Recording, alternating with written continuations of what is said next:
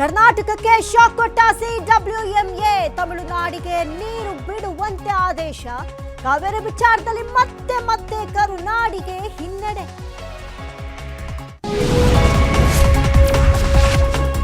CWMA ಆದೇಶ ಖಂಡಿಸಿ ರಾಜ್ಯಾದ್ಯಂತ ಪ್ರತಿಭಟನೆ. ಮಂಡ್ಯ, ಮೈಸೂರಿನಲ್ಲಿ ಕನ್ನಡ ಪರ ಸಂಘ, ರೈತ ಸಂಘಟನೆಗಳ ಆಕ್ರೋಶ. ಇತ್ತ ಆಗಸ್ಟ್ 2ರಂದು ಸರ್ವಪಕ್ಷ ಸಭೆ ಕರೆದ ಸಿಎಂ ಡಿಕೆಶಿ.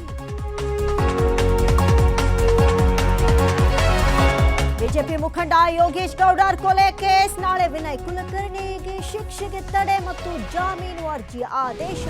ಶಾಸಕ ಸ್ಥಾನದ ಭವಿಷ್ಯ ನಿರ್ಧರಿಸಲಿರುವ ಹೈಕೋರ್ಟ್.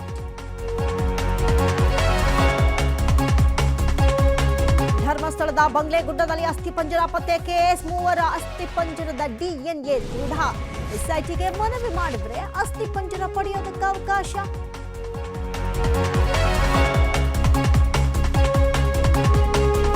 $10 ಲಕ್ಷ ಮೌಲ್ಯದ ಚಿನ್ನಾಭರಣ ಹೊತ್ತೊಯ್ದ ಇಲಿಗಳು. ಸಿಸಿಟಿವಿ ದೃಶ್ಯ ಪರಿಶೀಲಿಸಿದಾಗ ಗುಟ್ಟು ರಟ್ಟು.